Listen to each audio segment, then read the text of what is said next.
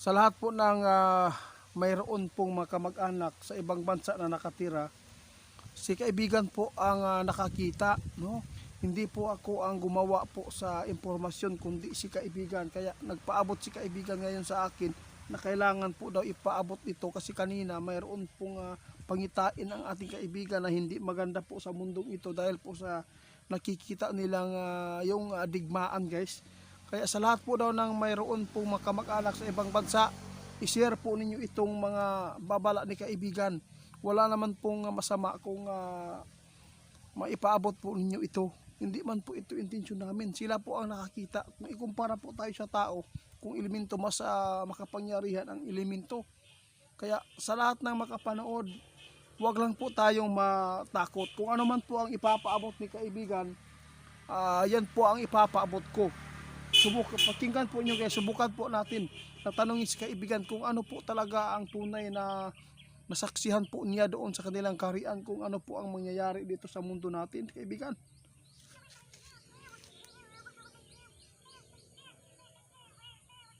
Nako, ito na kaibigan, ito na ang nakakatakot na balita po ninyo ngayon.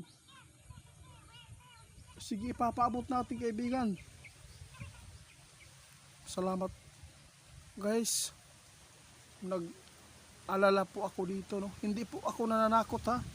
Si kaibigan lang po ang nakakita sa masamang pangitain.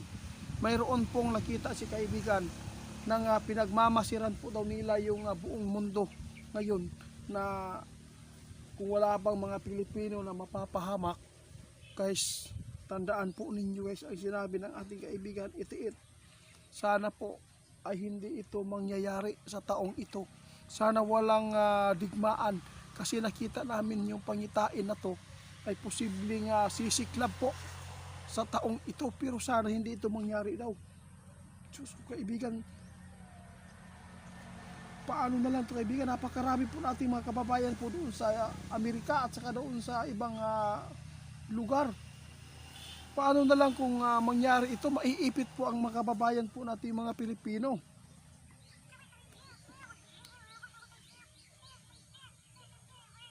Tama ka. Tama si kaibigan guys. Okay. Sige po, sige po. Sige po. Grabe guys. Ito na siguro ang tamang panahon na sasabihin namin. Kapag nagkaroon po ng kaguluhan sa ibang bansa guys, kahit pa nakatira ang inyong mga kamag-anak sa lugar na walang gulo, kailangan pa rin mag-ingat kasi damay-damay po ito eh. Natatakot si kaibigan sa kanilang nakita na discovery nila na yung sinabi po ng ating kaibigan na yung Iran, talagang mayroon talagang tinatagong mga kakaibang pandigma nila na pwede pong masawi ang mga tao, maraming mga inosente. Kaya yun po ang Iran guys, parang hindi maganda ang takbo ng kanilang utak, lalo na si Trump ay medyo mainit din po doon sa Iran eh. Kaibigan, paano na lang ito kaibigan kung mangyari ito? Marami mga kababayan po natin mga madadamay, kaya ito po ang ipinapaabot ni kaibigan.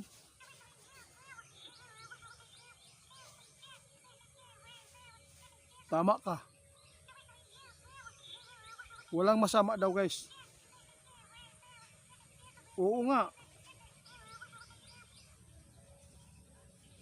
Mapapakinggan po ninyo guys yung sinabi ng ating kaibigan. Sinabi po niya, nasa inyo na lang ang pagpapaabot. Kung hindi kayo naniniwala, okay lang po yan. Basta sa amin nakapaabot kami na kailangan talaga natin na maghanda. Lahat po ng mga OFW, huwag po ninyong iubos ang pira ninyo po na ipapadala sa Pinas. Kailangan magtira kayo para mayroon kayong magagamit. Kung sakali man na mag-umpisa po ang gulo sa Iran guys at saka doon sa Amerika, hindi po natin, kahit po yung mga tao doon nakatira, hindi nila alam. Sa totoo lang, hindi nila alam kung magsalpukan itong bansa.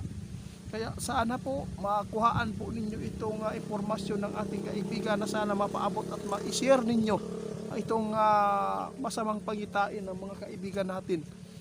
agad po siya nagpaabot dahil po sa kanilang nakuwang impormasyon na hindi maganda po ang takbo ng ating mundo, lalo na tiningnan po nila kung sino po ba ang maiipit dito kundi mga Pilipino nating mga kababayan guys.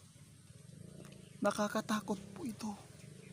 Kaya sana po mapaabot natin po sa mga mahal po natin sa buhay. Kaya sa lahat po ng mga kababayan natin na mga kababayan, no, na kung nakatira naman po kayo doon, kailangan po magmasid po kayo kung mayroon mang pagbabago ang pangyayaring nakikita ninyo na parang mainit na talaga, no. Kailangan wag po ninyong paghinayangan po ang mga naipundar ninyo, kasi po ang material na mga bagay hindi po yan natin kayang bitbitin at hindi po natin kaya yan na dalhin, no. Dili mabiyaan gyapon na. Kaya kami nagpaalala, kung mayroon man kayong mga anak po doon, kailangan po na mai-ready po natin lagi, kasi hindi po natin alam po ang takbo ng utak nila. Kasi ang mga tao na may mga kapangyarihan, bawat bansa guys, hindi sila nakuntinto sa kanilang posisyon o naaabot. Kailangan pa talaga na mag-ano sila kung ano po ang bansa o anong sinong presidente ang pinakamatibay o malakas. Yun po, kaya nadadamay po ang mga inosente. Kaya kami nagpaabot si kaibigan dahil po sa kanila nakikita na ang mga Pilipino nating kababayan ay napakarami pa naman po doon. Kaibigan,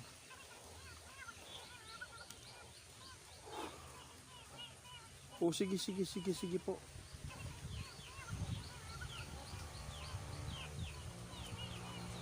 O salamat. Guys, si kaibigan nialis na, no, nihawa na. Ngayon ako po ay magpaabot na naman uli sa inyo. Sana po hindi kayo ma-panic yung nakita ng ating kaibigan. Kaya ipinapaabot po nila, tulungan natin ipanalangin na sana ay hindi mangyari. Sa lahat po ng mga bago pong nakasuporta sa atin doon sa Facebook, no, mayroon pong mga scammer na nagnakaw sa video natin, lahat po ng mukha natin sa profile ako. Kaya paki-report po kay Ghost Hunter 88 Pants. Siya po ang pinaka scammer din po sa aking channel. Siya po ang nagnakaw mga video natin, lahat-lahat, no. Kaya sana po hindi kayo maisahan. Ginawa ko itong pagpapaabot, ayaw ko talaga na kayo ay maloko niya. Kaya salamat po.